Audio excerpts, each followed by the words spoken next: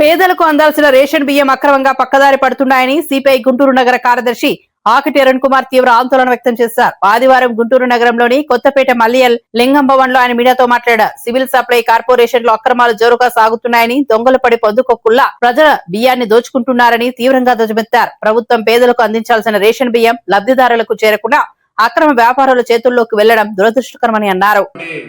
నిరుపేదలందరికీ కూడా ప్రతి నెల కూడా చౌకధరల దుకాణాల ద్వారా రేషన్ బియ్యాన్ని ఇచ్చి ఆకలి చావులు నిలకట్టాలని చెప్పేసి ఆనాడు ఉన్నటువంటి ప్రభుత్వాలు ఒక మంచి ఉద్దేశంతో ఈరోజు దేశవ్యాప్తంగా అదేవిధంగా మన గుంటూరు జిల్లా గుంటూరు నగరంలో కూడా రేషన్ బియ్యాన్ని పంపిణీ చేస్తూ ఉంది. కానీ ఆ యొక్క లక్ష్యాలకి తూట్లు పొడుస్తూ గుంటూరు జిల్లా సివిల్ సప్లై కార్పొరేషన్లో దొంగలు పడ్డారు.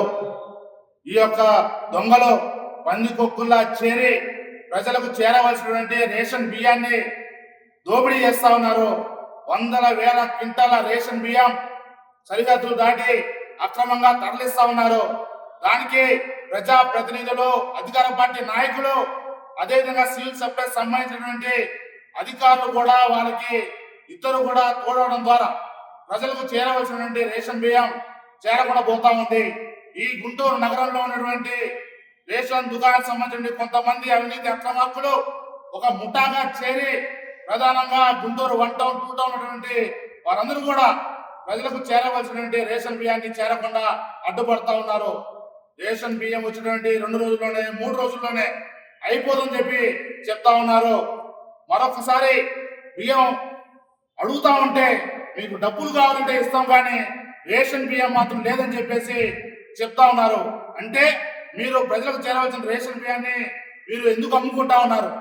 దీనిపైన గుంటూరు జిల్లా కలెక్టర్ గారు, విజిలెన్స్ అధికారుల యొక్క పర్యవేక్షణ లోపం వల్లనే ఈ విధంగా జరుగుతూ ఉన్నది.